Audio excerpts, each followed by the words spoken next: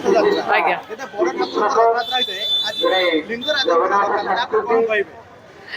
प्रभु लिंगराज अपार आशीर्वाद अपार महिमा बाबा एकाम्राधिपति से आमर महाराज लिंगराज नागराज प्रथम सर्वश्रेष्ठ लिंग 12 ज्योतिर्लिंग मध्य सर्वश्रेष्ठ ओडिशार उत्पत्ति प्रथम आमर अणलेउटा रथयात्रार भाग्य आउ जो दर्शन करिवार जो महत्व से गोटे ओडिया पे गोटे गौरवान्वित कथा कहीं विश्वर कण अनुकोण केउ ठारे भी अणलेउटा भली गोटे दिव्य रथयात्रा देखा मिले ना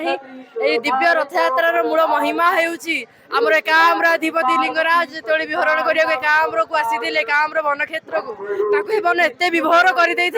जगन्नाथ परी से मंत्रमुग्ध होते कहला बेलू आखि उन्मोद हो जाए आखिर अश्रुधार बही आसे ना आम बाणपुर आसी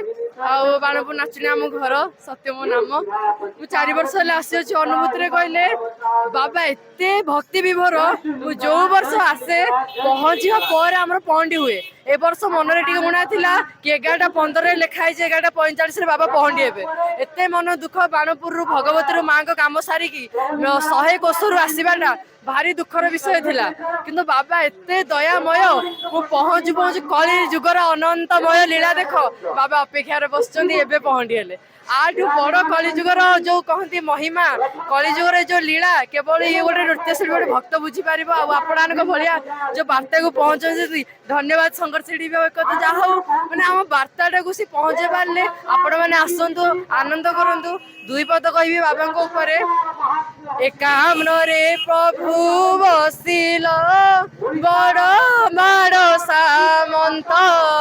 लिंगराज नामे प्रभु हे ओडिशा रे ख्यात 12 ज्योतिर्लिंग मध्य रे प्रभु श्रेष्ठ साजिल अणलेउटार थरे हे प्रभु विजे कल भौणी रुकुणा संगते विहरण करिब महानंद रे प्रभु हे अणले उठी जीव केड़े आनंद आंभ माने जन्म ओडियावासी एकाम्र रे लिंगराज हे दर्शन दियंती श्री जय बाबा लिंगराज।